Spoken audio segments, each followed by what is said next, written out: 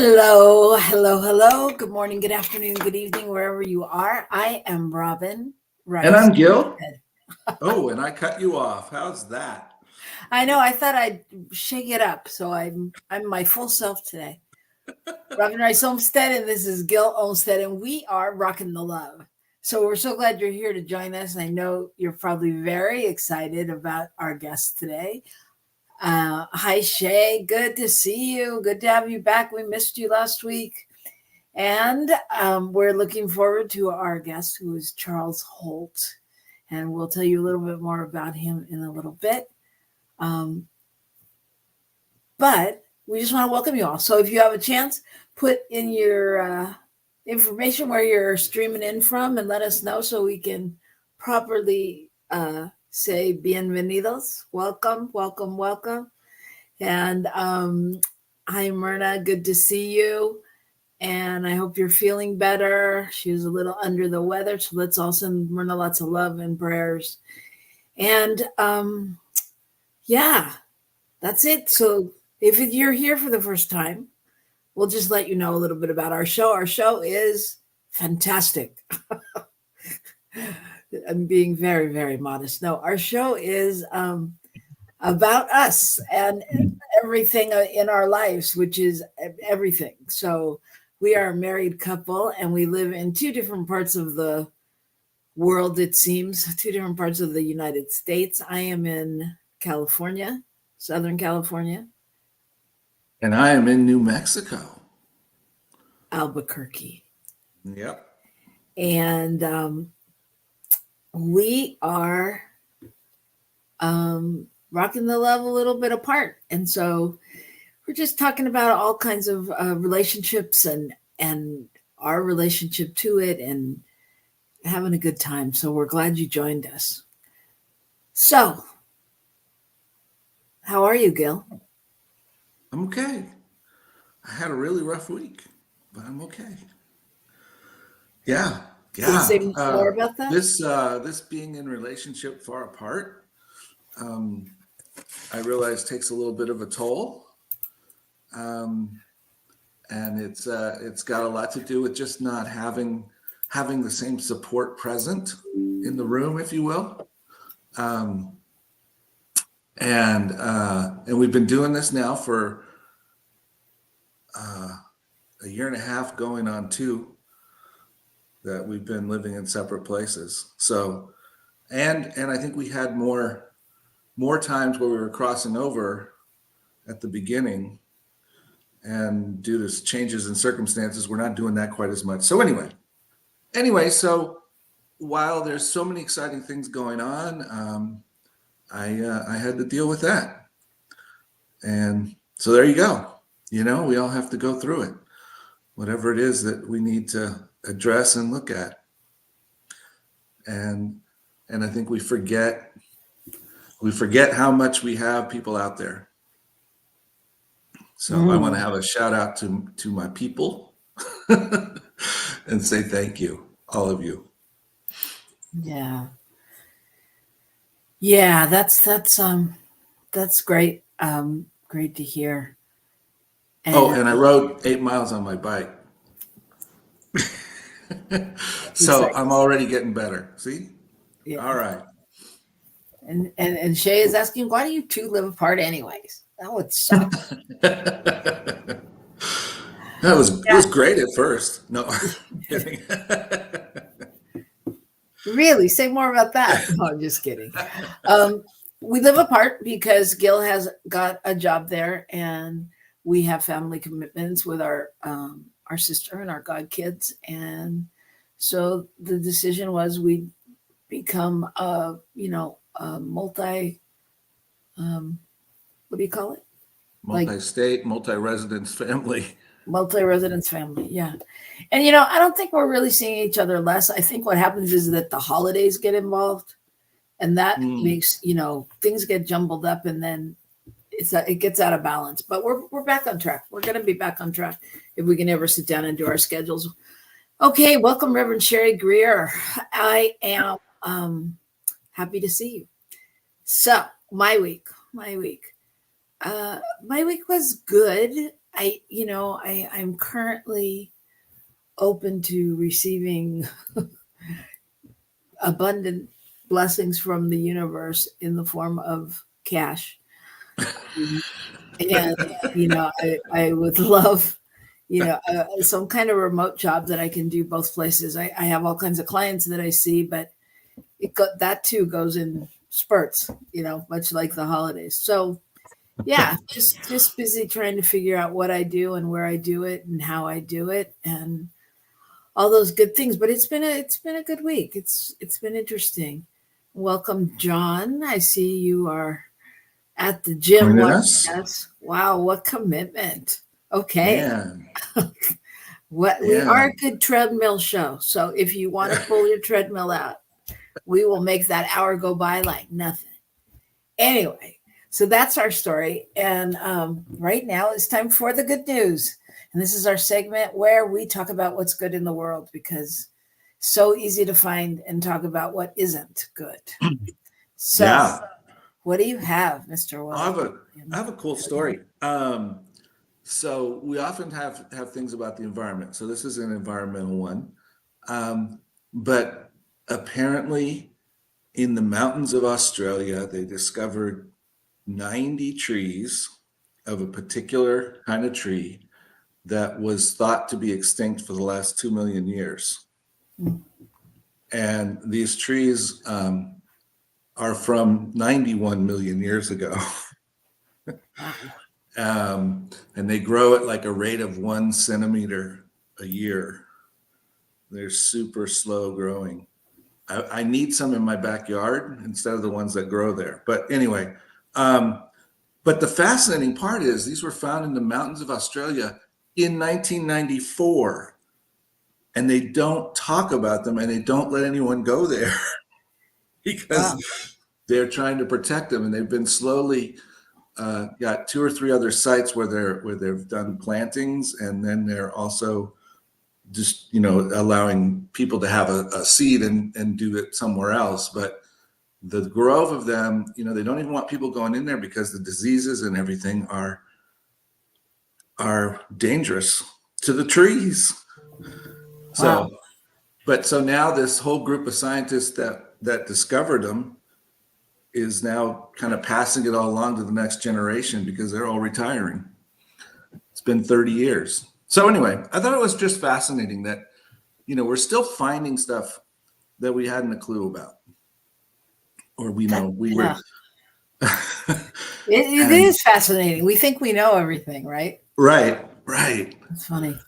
Well, my story, it's a very simple story, but I picked it because I think somehow it's related to today. Because I wasn't exactly sure what we would be talking about in this topic, but so this is a story about parents that were afraid to take their new 5-month-old on a flight.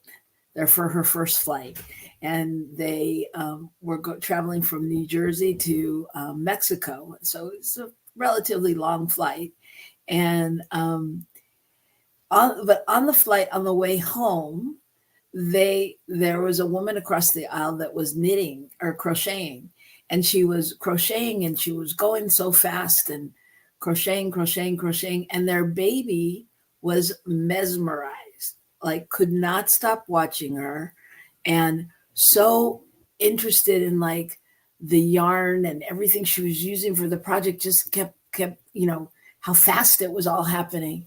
And the yarn happened to match what the baby was wearing. And so in the hour flight or the portion that the woman noticed the child just fixated on her, she made the baby, she crocheted the baby a hat, and she gave it to her at the end. And the parents, did a whole video thing that went viral. I mean, they didn't mean for it to go viral, but the reason I think, first of all, to me, this story speaks of, because sometimes it's just the simple things. Yep. And to me, just the fact that the woman was so connected to the child. And I just feel and believe like somehow there was like this intuitive like connection. and that they were having a thing whether she knew it or not. But I mean, I think the more we connect to other people and really notice, the better the world will be. And we don't have to do anything radically special. We just do what we do. Right. Right? Right. I think We're that's just pretty cool. connecting and showing up. Yeah. Hey, Davina. We're glad you're here. Thank you. All right. All right. Well, good to see everybody. So excited that you're here. I'm gonna reveal one thing. Maybe I'll wait till Charles gets here instead of just knowing he's listening in the waiting room. Anyway, so we are gonna reveal that secret right after we get back from this commercial break right here on New Thought Media Network.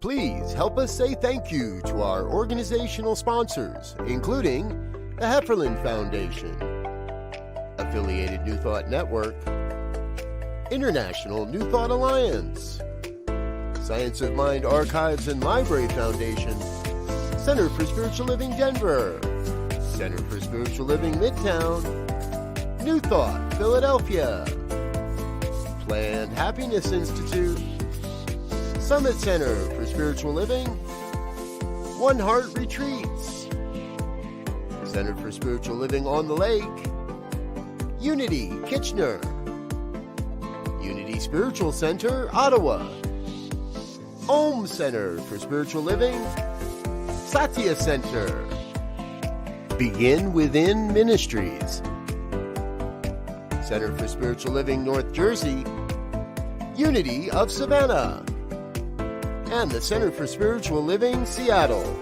as well as all of our individual donors. Thank you for being part of the New Thought Media Network. Please like, share, and subscribe. New Thought Media Network, positively inspiring.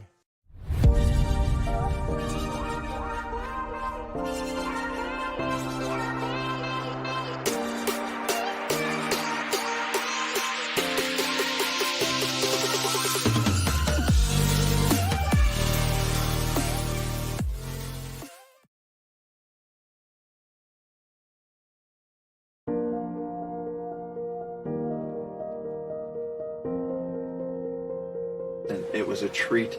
It was a bonding. It was a celebration of men. It was a celebration of men who want to deepen in their spiritual awareness of one another, of themselves. Welcome. We are a brotherhood of spiritually minded and open-hearted positive men. We invite you to join us.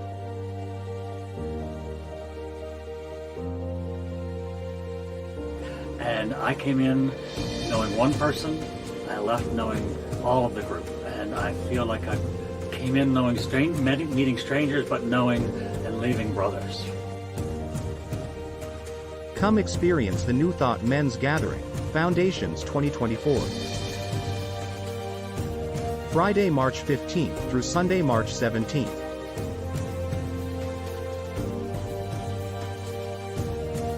With Reverend Robert Brzezinski, Reverend Patrick Creelman, Reverend Eamon Duffy, and special guest musician Jamie Lula. In Vernonia, Oregon, at Camp Cedar Ridge.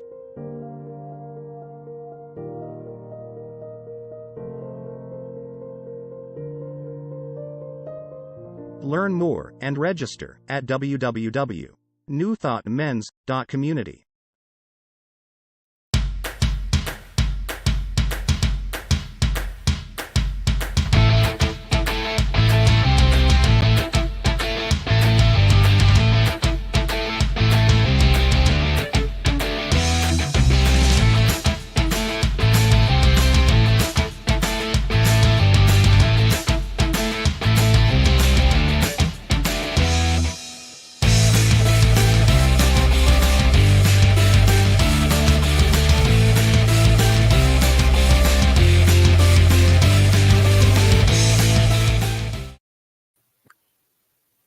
Hello, everybody. We are back. I'm Gil, And I'm Robyn. and this is Rockin the Love. All right, we're excited today to be with you all. We are talking about finding my groove again today, and we have our special guest, Charles Holt. And it was occurring to me during the break that all roads lead back to the connections we made at Agape. Sure. Yeah, they do. And that's where we met some time ago. I'm really excited. We're really excited to have you on the show. And just to let other people know a little background that Charles is actually in town in Albuquerque, where I am, because he's going to be doing a concert and offering a workshop and speaking on Sunday morning. So we're really excited about that. And as you heard from that list of things, he's multi-talented. So, but he has a real desire to bring healing into the world, and we just love to chat today and find out a little bit about your journey and about what relationships are about. That's what we talk about here, and that's where we are. So, how you doing? I'm well. It's so good to be with you all. Yay! Yeah. Rev Gil and Robyn. So it's a joy to be on the show and to have an opportunity to talk about some things and to discuss what this relationship stuff is all about when I talk about the law of attraction. And I don't want to give it all away because some of the things that I'm going to talk about Sunday, I'll repeat, but I'll go into further, I guess, depth on Sunday about some things. But my life is, I think all of our lives have always been about relationships. From the day that we landed on the planet, of course, there was the relationship between our parents, mother and father. And so relationships have guided my life. Excuse me. And some of these relationships have been hard. They've been, the relationship with my father was tumultuous. Mm-hmm. He was from a different era. And I always tell people, I came to the planet fully self-expressed. And I knew that at the age of 5. I absolutely knew it. That I had come here to just be this expression of not just love, but freedom. Freedom was one of my superpowers. I was free, and I mentioned in my book that once I arrived here, all of these things like societal codes, cultural codes were just smacked on me, and I was trying to navigate and not try to manage what people were telling me I should be, what I should wear, where I should go, who I should hang out with, where I should go to college, what sports I should play and which ones not to play, what color.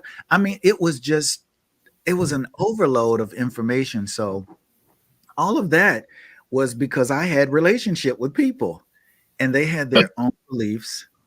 And I came here, there was a part of me that knew who I was.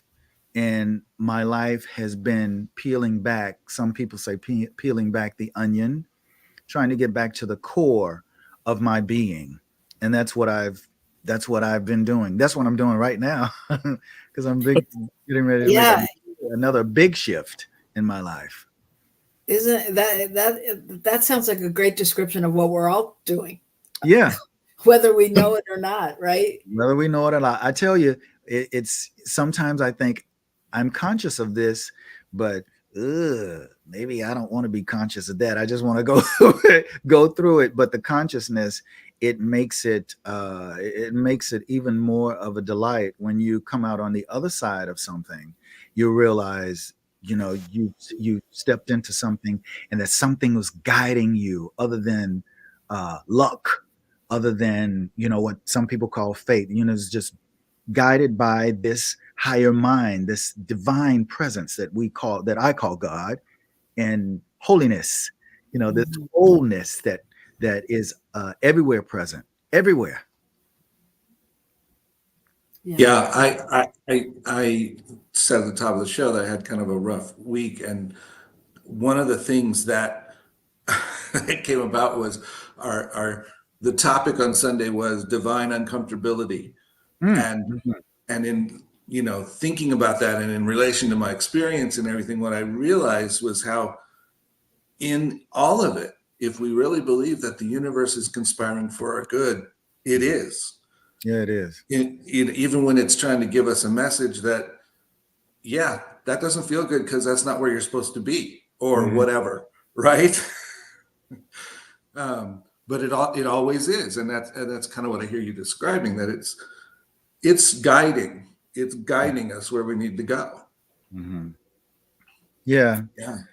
It is in so many different ways too. So for the past month, I've been in so many different cities. I've been on a book tour. All right. And there was a stretch where I was in 4 or 5 different cities in 5 different days. I think four different cities in 5 days. And it was either in an airport, on a stage, in a rental car, or or somewhere in between. And I thought, this is interesting, and this is really taxing. And then something spoke to me. My higher self said, well, you created it. You created this. You're the one that wanted to go on the book tour because your intention was that you wanted to inspire and empower people and create a space for people to be able to give themselves permission to be their greatest, to be their best, because that's what my books are about. That's what my topics are about. That's what I speak about. So, Charles, you created it.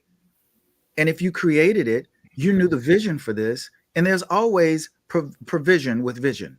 They don't come separate. They're always together. There's always provision with the vision. So yeah, go on through it and get your rest where you can, because you've said it's time for you to move into a larger field, into a larger expanded field. So, hey, this is part of it. So I look at that and I say, well, this is part of the universe telling me whatever you ask for and align with, it shall be done. So when it comes, don't complain. Don't complain, because you asked for it. As a matter of fact, you called this all up. You created it all. Right? So as a matter of fact, you created it. Yes. Yeah. I understand that when sometimes it doesn't feel comfortable, but on the other side of that discomfort is a knowing, not just a believing, but it's a knowing. It's a wisdom that comes with that. It's not just knowledge, it's a wisdom, not just a believing, it's a knowing. Yeah, I think one of the things that's been coming up for me a lot over the past couple of weeks is I had this realization on a different level that it's all story. It's all story, So if I'm in the airport and I'm tired, it's all story, like all of it, even the good things, and so it's what we choose to do from that place and with that story and how we move in it, and taking responsibility for it. Yeah. Yeah, it's interesting. You're getting a lot of comments out here, so I just want to Yeah. read some. Davina said, love when Charles sings, I forgive me, brings tears to my eyes and opens my heart. Oh, Davina, thank you. Thank you. It's more than a joy for me to open my mouth and allow music to sing through me. And that's what I do. I just surrender, because I surrender to the music, because the music is something that is so powerful. it transports us through time, and it brings us all together. But it does what it does it does what it does one-on-one, and then it does what it does in a community, which is so powerful. So yeah, when I sing "I Forgive Me," I pretty much leave the room after that first line. I'm gone after that one. Well, but the beautiful thing though is that you take us with you. Oh yeah, You know, that's I mean, the that's that's what music does. That's what you do, because you're so present yeah. to the divine. It's so beautiful. Yeah, thank you. Davina also says maybe you can come up there on your tour to Lake Oswego, Oregon. So Yeah, I'd love to. You should come in. I mean, all you have to do is invite me. Is this Reverend O'Hurley church that she's talking about? I don't know. Oh yeah, Sure. yeah. She'll All you put have it to in do is there. invite me. Hey, I can be up there. I can come up there. Yes. So All she right. says yes. See, So and he won't even complain. He'll just. I won't complain. I won't complain. He'll just say, "Oh, I created this." Yeah. Yeah. So yes, and Rev Shannon. Okay. And John says, I still remember a workshop you gave at Oakland Center for Spiritual Living where I told the story of praying my kittens infected, going blind, eyes healthy, and the whole workshop was so very powerful. Thank you, Charles. You are carrying the truth. And John, thank you, because I remember that. I absolutely remember that. So thank you for bringing that up and recalling that and remembering that. Yeah, and thank you for your support too, John. I really appreciate it. Yeah. Great. Yeah. Great. So yeah, it's beautiful. So it struck me while you were telling your story that, you know, I spent the first part of the show complaining about being away from my wife. And the reason that I am is because I'm exactly where I wanted to be. Because this is my vision. This is where I need to be, right? Yeah. I've called it in. Why was I struggling last week? I was feeling overwhelmed by what I'd called in. Sure. So thank you. I just want to thank you for, you know, pointing that out for me. Give me another thing to think about this week. Well, I'm sure some stuff will come up as we continue to talk today. Yeah. Mm-hmm. Yeah. So I'm interested to hear a little bit about, you know, you as the performer, you as the actor, you as the Broadway star that you are. How, you know, when you're, because I feel like you bring all of this to all of your roles. You know, I mean, that's, I feel like it's such a, you carry such a spirit with you. And is that a conscious thing? It is. I don't have to think too much about it. The one thing that I knew when I started performing is that I get lit up really easily. And so all I had to do was find the place where I could allow the fire to burn. And that place for me is on a stage with a microphone. And it can just be, it can be one person there, or it can be thousands. When I touch whatever that platform is, because I made a vow to my career and I made a promise to whatever stage that I was on that I would not leave the stage without being ashes. That meant that everything that I have when I step on there, I'm going to give it. And I won't leave anything on there. That's the promise that I made, because I said, this is the place where I get the most joy. And I'm going to give back to that place every time I get an opportunity. So coming here, as I mentioned before, coming to the planet free, I found that there were so many opportunities for me to find how to find that impulse for even greater. And I call that my imagination. My imagination is my superpower. So even before I come even before I get on the stage, I imagine that there are going to be angels everywhere. As soon as I open my mouth, there will be ancestral genius and ancestral beings everywhere there. And that the people's lives will never be the same because mine won't. My music comes to me first, then it comes through me. As it comes to me, the invitation is to Charles, allow me to sing you. Now, this didn't happen. I did not have this in my mind or in my consciousness before I came to Agape. I wouldn't have been able to articulate it. Ricky Byers was so important in my ability in giving language to that, to the way that I feel when I get on stage. When the microphone, I can hold it, we can be right in front of me, and I just take a holy breath, and that holy breath says to this divine presence, I'm ready. Sing me, sing me. But I've always had it, and I didn't know it because I was competing when I was here in New York on Broadway. I was competing for a job. In the church, I grew up in the church. In the church, you're always trying to get people to applaud, and you want people to say, "Child, whoo, you sung that song." You're always trying to get people to affirm you and validate you.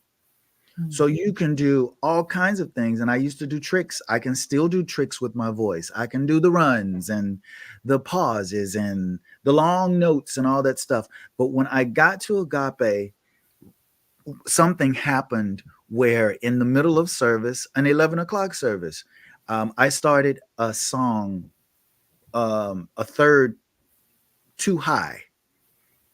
And of course, as a Broadway actor, you never stop songs. Once that train starts, you just go all the way through and you find that note that you need to hit, even if it's way up there. You try and find it. In the middle of the song, Ricky stopped and she said, Charles, let's take it down a third. And my mind went crazy. My mind, that ego went crazy. You never do that. What are you doing? No, keep going, keep going. And then there was that other voice that cut through that chatter and said, yes, that's it. That's it. And so what it taught me to allow myself to be used. Don't try to push through and control everything. Leave it alone. If you say that I release and I let go, I let the spirit run my life, let it run its life. Let it run your life, Charles. And it took a while for me to get to that because I was taught, you take the bull by the horns.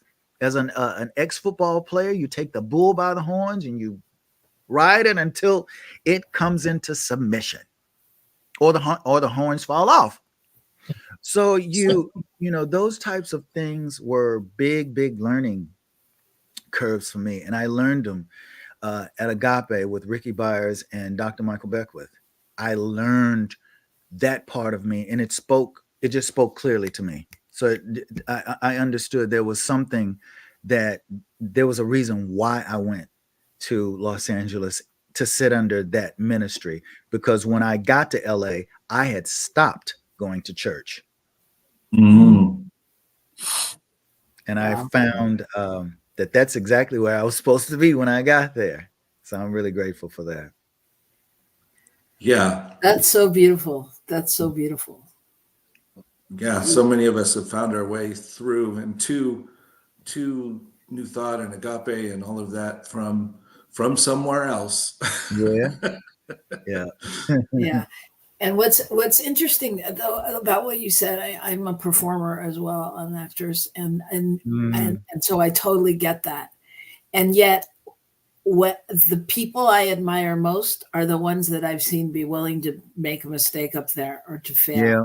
I remember Gil and I were at a Shania Twain concert, and she started a song, and it wasn't going great. And she was like, "Okay, let's just stop. Let's start over." And I did the same thing. I mean, my whole body was like, I was like, oh my God, I was panicked for her. And but she just, then she took off with it. And it's like those times and those moments, or those moments I've had on stage where I make a mistake and keep going. And, but Yes, in that that's way right. that, yeah, it's just, Mhm. that's wild.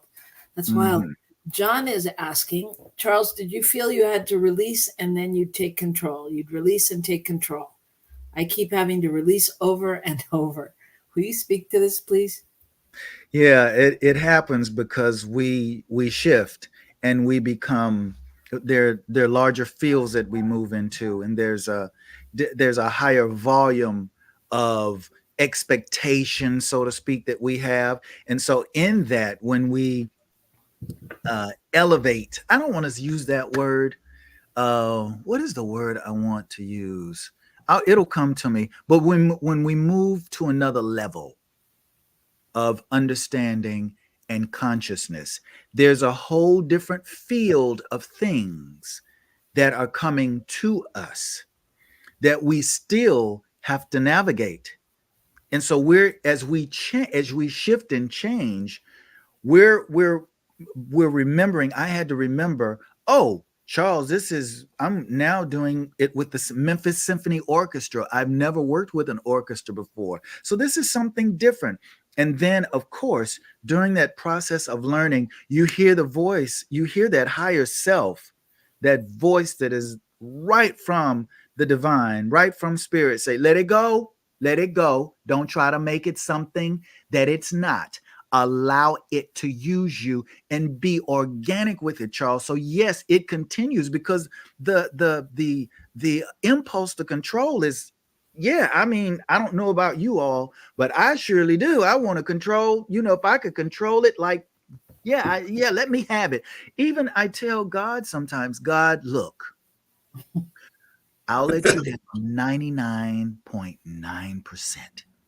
But if you let me have that one to equal your 99 and God said, excuse me, I want it all. I had to learn. I used to bargain with God like that. God, 90% is yours, 10% is mine. So okay, just go ahead. You try to do that 10% by you, Charles, by your way, Charles. And at the end of the day, I say, okay, I'm just going to release my agenda to God because I said I trust. I said I'm willing. I said that. What does that mean to me now? So as I grow, up level is the word that I wanted to use. As we up level, that whatever it is that we moved into, there's a whole different feel. So we have to learn how to manage and negotiate and navigate our levels of control. And all we have to do is just surrender to it. That's all we have to do. But even in the surrendering, I found that every now and then it's just like, hey, you want to control this, let it go and take responsibility, not control. Mm-hmm. Which is very different. Very, Yeah, well, very different. All we have to do is surrender. Mm-hmm. That's it. That's it. No. Easy peasy. Yeah. Yeah. Mm-hmm. Yeah, the other way I've seen that described or heard that described is kind of that being on the spiral as you're up leveling, and you kind of come back and tick the same gate again because the same button, the same whatever it is, shows up on this new plane that you're on in a slightly different way. Yes, like that's right. Yeah, that's right. That's a good way to look at it. That's a good way. Keep looking at it. Letting it go. I think that's why we sang "I Release and I Let Go" like every week at Agape, didn't we? Yeah, because we're different every time we come in there. We're not the same. We're not the same when we leave as when we came. Surely not. And so during the course of a week, if I've applied these types of themes and these topics and these principles, then when I go in to service next week, I'm going to be very different. And then as course would have it, after the service, I'm going to be even more different. So we're always moving. We're always going to move higher. Yeah. John says, got it. That's very helpful. No, you're welcome. And Myrna says, responsibility versus control. Oh boy. Mm. There's a Yeah. big difference. You Yeah. know, my mother she'll be 95 in May, and she's probably my greatest classroom right now. You know, in terms of masters, I call my parents when my father was here. I was in his class called listening. My father was an exquisite listener. I mean, exquisite.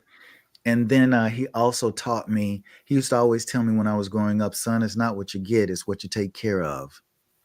So I understand now that whatever I get, if it's material, if it's a friend, that responsibility is up to me on how I want, I want it to unfold, and it's, taking care of it is a good thing. But my mother is teaching me compassion because she is changing so much. She's moving further into dementia. And so Mhm. she first started asking me the same question 2 or 3 times. I would say, "Didn't I just say that, Mom?" And then my then then my higher self would say, "Wait a minute, wait. She's changing. You're changing too, because it's change with her. Go along with her. You don't have to correct her. She's Mhm. in her own field. She's in her own little world, Yeah. but you love her, and so that which comes out of you is love for you, love for your mama." Because she's changing, she's shifting, she's transitioning, she's transforming, and so are you. So she's just teaching me so much because she'll ask me the same question. She'll ask me the question, and then 30 seconds later, she'll ask the question again. Mhm. And this time I'll say, "Yes, ma'am, that's right, that's right." And she'll laugh. And then she'll say, "When you get to be my age, you won't remember anything." You won't remember anything either. Which is actually a great insight, right? It is because It's interesting to hear. I Hmm. understand that she's been here 95 years and she's done something right. She's done something to preserve herself because she loves her children. She loves her children. And I'm the baby. And she says, "He's my baby." And so, it's I let myself be a baby. Yeah, Mm. that's what gives her the greatest joy. And I want my mother. I love my mama. I do. I sure do. Well, I'm glad you brought her up. Today is actually my mom's birthday, Oh, happy birthday. and well, she made her transition in like 2001, right, Robyn? Mm, Yeah, mm, mm. but she was much younger than your mom, but Uh-huh. she was in that same dementia process. Mm, Um, mm. and so I just relate to all that, and it's a learning experience for how do I show up in love and not get caught up in my story about how this should go, Yeah, that's you right. know? That's right. And why aggravate the heck out of someone that doesn't even realize what they're doing, They don't. right? So, Well, both of Gil's parents actually suffered with the Alzheimer's dementia. And I think, what I learned through that journey was it's such I mean, it's such a complicated thing, but it's such a beautiful invitation to be invited into their world, Oh, you know, yeah. Mm, and I know John out there just dealt with that with his mom who recently transitioned. And it's mm. just, I mean, if you can be there and not try to control it, not try to fix it, not try to fix them, not try to, any of those things, and really just go along for the journey, there's so much that we learn in there. And then there's that, I think you experienced, it sounded like in what you said, there's those moments where they invite you in and let you know, I'm fully here, baby. I'm just choosing to be somewhere else, you know. Yes. But just when you Yes. think they don't Yes. know or they're not, they'll turn around and say something that you go, oh my God, are you back? And it's like, nope, that Yeah. was a momentary thing. So I think Yeah. it's such a beautiful, beautiful invitation. Hmm. That's a great way to put it, Robyn. It's a great invitation. Yeah. And that's what life is. I mean, all of these lessons have they I was going over something and I heard Spirit say, I'm not here to beat it over your head. I'm not here to make you do anything. That's your choice. I'm just telling you that if you stay in New York past your time, you're going to go through intervals of misery. And that's exactly what has happened. And so um I'm moving out of New York. So it's that in itself is something. It's Wow. another whole nother journey of trusting. A whole nother journey of trusting because I have a vision for what I want to do and it's strong. And so the provision has already been made. But my natural mind, my surface mind wants to control and to try and get me to play the same as I've been playing. It's like, no, Mm-hmm. you can't do that anymore. Okay. Not with what you've come to demonstrate here Right. during this time. So That's I so want you to true. share with us a little bit about the Open Frames project, but I also want to share with you what Myrna just said. She said, I love your testimony about your mom. Just today, I got this affirmation. I am ready to let go of control and to open the door to love, knowing that I am guided towards peace. How beautiful. Oh yes. Oh yes. Well, happy journey, Myrna. It's a good one. Yeah. It's a good one. Yeah. And once you say yes, there's no turning back. There's no turning back. You can look back, but you can't go back. You don't want to go back. And Myrna, you might know that applies to a lot of things. So Yeah. I know she's got a lot going on in her life. Yeah. Oh, Just All right. fine. So talk to us about the Open Frames project. How did you start that and what was your Okay. passion behind that? So, um, as I mentioned, my father and I had a really rough relationship growing up. My father grew up in the South, um, and somewhere in there, I think we all understand that there's still prejudices when it comes to skin tone, hue, the texture of hair. It's in the black community, they used to rave about curly, straight, pretty, manageable hair. My father didn't have that. My father had what my mother would call a nice grade of hair, but it wasn't straight. It wasn't like my mother's. My mother is a quarter Cherokee, so she had features like the Native Americans, and my father was dark. So he had a whole different type of growing up, if you will. I came to the planet fully self-expressed, uh, jumping up and down, tactile, talkative, and it just did not go well with my dad. My father used to say, little boys don't go around touching people. They don't talk all the time. You run your mouth too much. You need to sit down. And it hurt my feelings. And so I thought my father ruled the world when I was 5 years old. And that continued, that thought of him being this great, great, great, great person who I wanted to emulate. All of that was good and fine until I got of a certain age. And I think it was when I was 8 that I decided something's wrong with me, because my father says I talk too much. I touch people. I shouldn't touch people.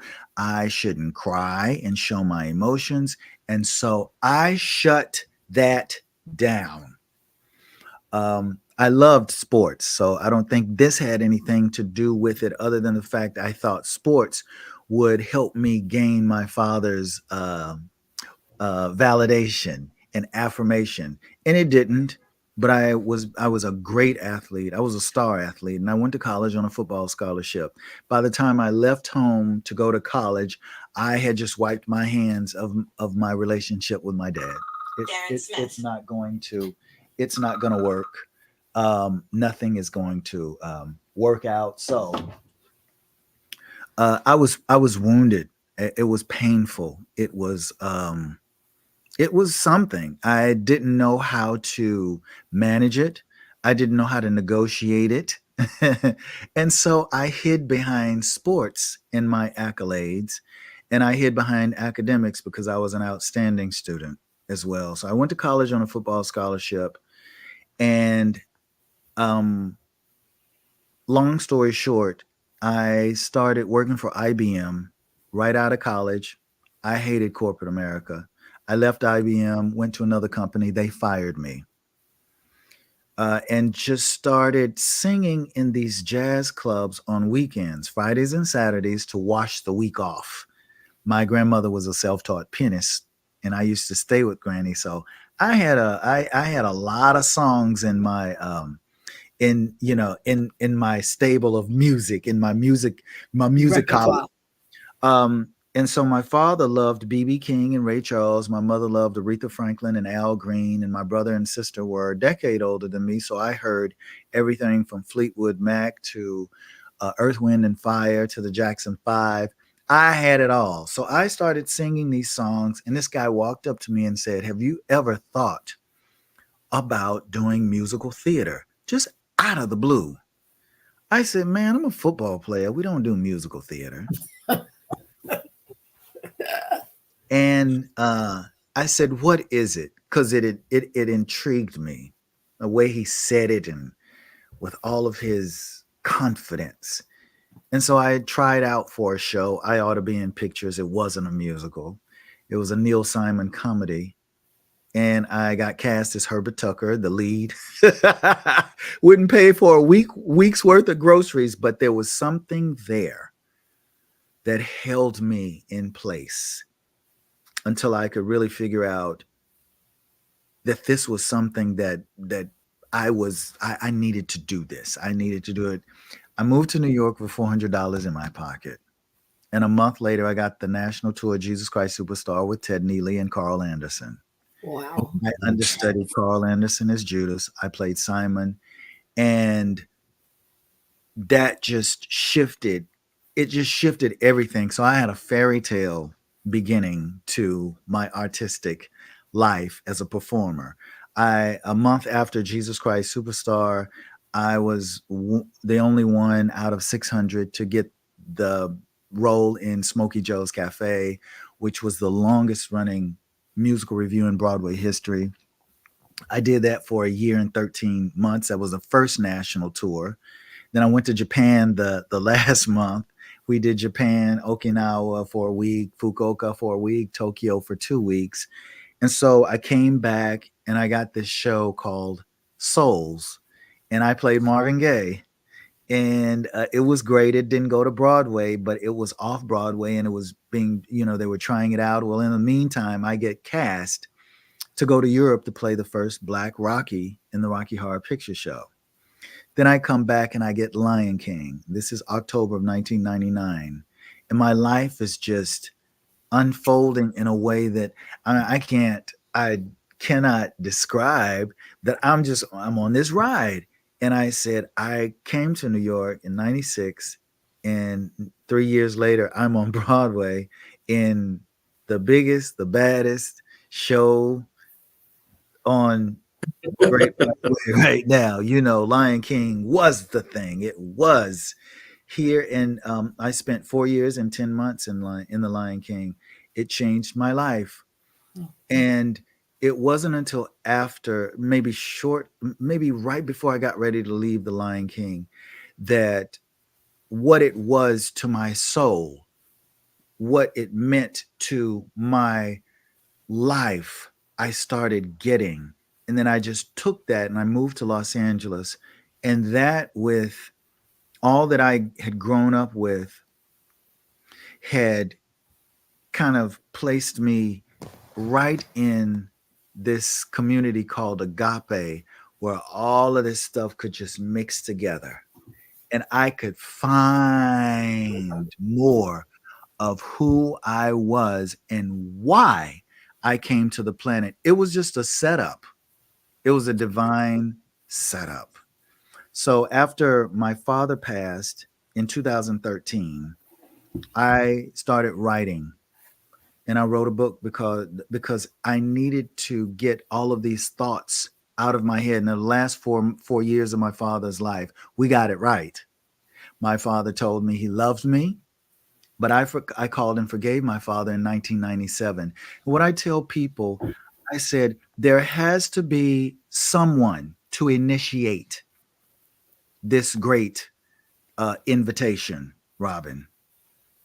Someone has to initiate the invitation. They said, well, what if the person still denies you? And that I said, but the invitation is not for them. The invitation is for you. It's like forgiveness. If you go and tell somebody, I forgive you, and they say, I haven't done anything, so don't come to me with that. It's not, forgiveness is not for you. Forgiveness is self-forgiveness. All of it is. Yeah. You release. Yep. You Yeah. let that go. But that's what my father taught me. And before my father passed, he said, son, we got it right. He said, we finally got it right. He said, I want you to go out there and teach those kids who may not even know who their fathers are. They may be in a situation where they feel like they're just hanging on to a string of hope. He said, and you tell them it's going to be all right, but teach them how to navigate and manage those tough relationships. Teach them, because they need you. Yeah. And that's my father's charge. And so I created the Open Frames Project in honor of my father, because my father was a genius. He was genius. And he said, and I'll be traveling with you everywhere you go. Oh, So I'm leaving. beautiful. I'm leaving. And so, yeah, the Open Frames Project, it gives me so much joy to, and it's not just for young men, it's for anybody. It's for young girls, because I teach them too. You know, it's all of this journey is about relationships. From the time that we step onto the planet until the time we leave. And some of them are harder to navigate than others, much more hurtful, but you learn how to do that.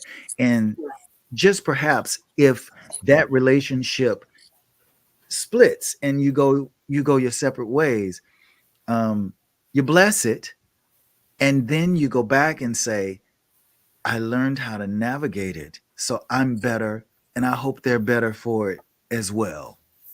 But Charles, thank you so much. We are at the end of our time. Okay. It was so quick. You're gonna have to come back. It was amazing. But yes, and I just want to thank you so much for being here, and remind anybody out there that is in New Mexico that you can go to the concert. You did have a question, Gil, about if it will be live streamed. The concert won't be live streamed, but Sunday will be. So at 11:30 Mountain Daylight Time, we will be online at RGCSL YouTube channel and Facebook, or you can go to our website and click a link.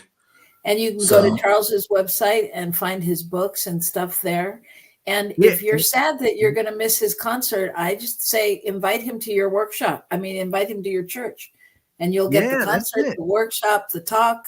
So make sure you do that. And many comments out there saying they love your journey and thank you. And I didn't even reveal. I know we're late, Michael Mangus, but I didn't reveal my secret. I just have to tell you that the minute Gil put up your promos on social media. Within 5 minutes, I got a call asking if you were single and available and what your story is. So the audience is watching, Charles. You still got it going on. In case you're interested in adding relationships. Yep, that's right. That's right. So thank you, everybody, for being here. Thank you, Michael Mangas, for being the angel of New Thought Media that has floated around and helped other people with their shows throughout the week. And thank you all for your donations and your love and keeping this going, because it's important. It's important work that we're all doing. So our invitation to you is to keep on rocking the love, you all week long. And we'll see you right here next week on New Thought Media Network. Thank you. Bye-bye.